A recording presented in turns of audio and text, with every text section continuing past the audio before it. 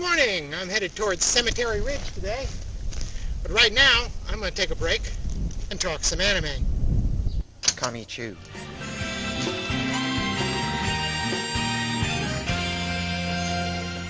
Kami-chu is a cute and charming little fantasy anime series. Middle school student Yurie is shy and quiet, a bit shorter than her classmates, and not very good on academics. Still, Yurie wakes up one morning to discover that she's now a god. Not the god, mind you, just a god, a new member of the pantheon, in a sort of Spirited Away sort of style, one of many gods who wander around town. The anime doesn't tell us exactly how she made this discovery. Yurie's best friend is Mitsue, who's quietly supportive and generally more mature and wise. When Yurie tells Mitsue about her new divine status, Mitsue is gently skeptical in a very understated way. Matsuri is one of Yurie's classmates whose family runs a local shrine. Matsuri is more open to the idea of new deities, and she's intrigued by the idea of having a classmate who's also a god. She'll quickly become Yurie's new BFF and act like her manager and publicity agent. From this unusual premise, a shy middle schooler who's suddenly also a god, Kami-chu takes us on a gentle and imaginative journey. Kami-chu's stories are almost all cute and sweet and whimsical, the sort of stories where very little actually happens. They revolve around Yurie and his old friend Mitsue and his new friend Matsuri. Yurie's godhood is soon known throughout the school and the town and all of Japan. Her divine powers are amorphous and rarely seen in the anime, beyond the fact that she can see other gods around town. Her powers don't really seem very useful in the important things in her life, such as getting her homework done or getting the attention of a cute but clueless boy she fancies, Kenji. Just think, the world's first junior high school god girl. It's gonna be huge! Huge? Hey, I'm taking trash to the incinerator.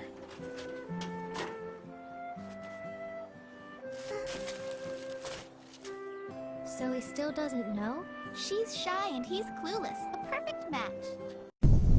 Thanks to the extroverted Matsuri, the god Yurie will soon find herself the center of a small town festival. The townspeople will make wishes to her, and Matsuri will encourage her fellow students to seek out Yurie for divine advice. Meanwhile, Mitsui will quietly support Yurie while sardonically wondering to herself how a shy and naive Yurie, who can't even get Kenji to remember her name, is going to dole out love fortunes to anyone.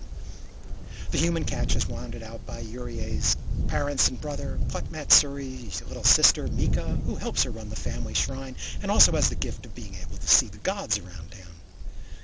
Yurie's world is also populated by a plethora of her fellow gods from all around town, which Yurie sees, but nobody else does. Yasuna is the restless god of the shrine that Mitsuri's family cares for, and a good friend of Mika. He's one of the few gods we meet who has a humanoid appearance. He acts as a mentor of sorts to the new god, Yurie. He also confides to her that he wants to be a rock star. In addition, Yurie's cat is possessed by a wandering god, so it often speaks to Yurie too, in two voices no less, the cat's and the god's. Kami-chu's stories are almost all gentle and sweet, the sort of stories where very little actually happens. I found the first couple of episodes especially were imaginative and lots of fun.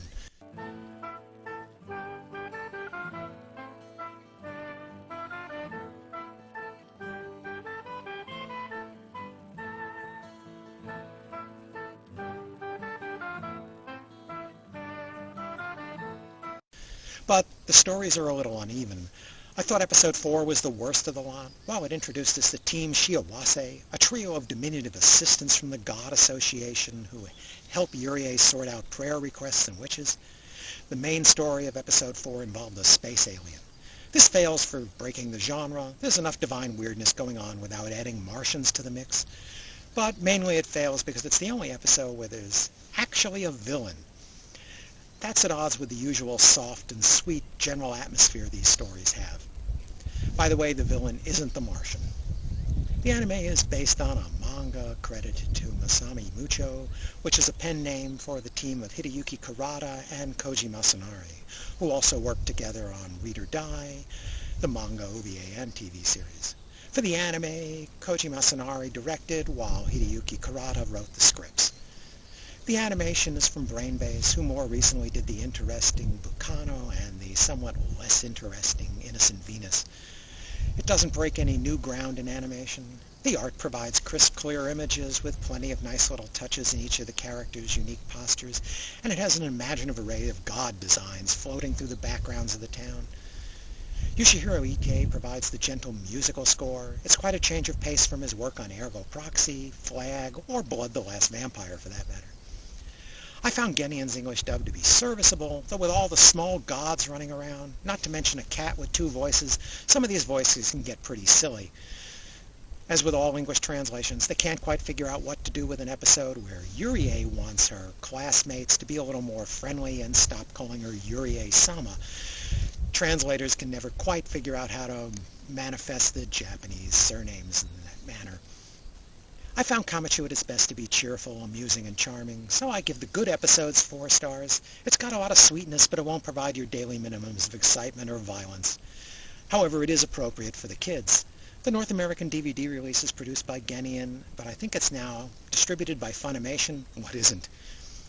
The extras on the DVD include plenty of still artwork from the original DVDs and manga covers and some postcards. That is to say, images of the postcards on the DVD, not actual postcards in the box set.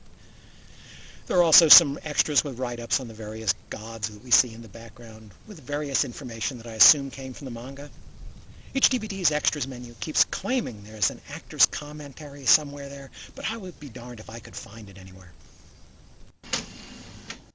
Thanks for listening.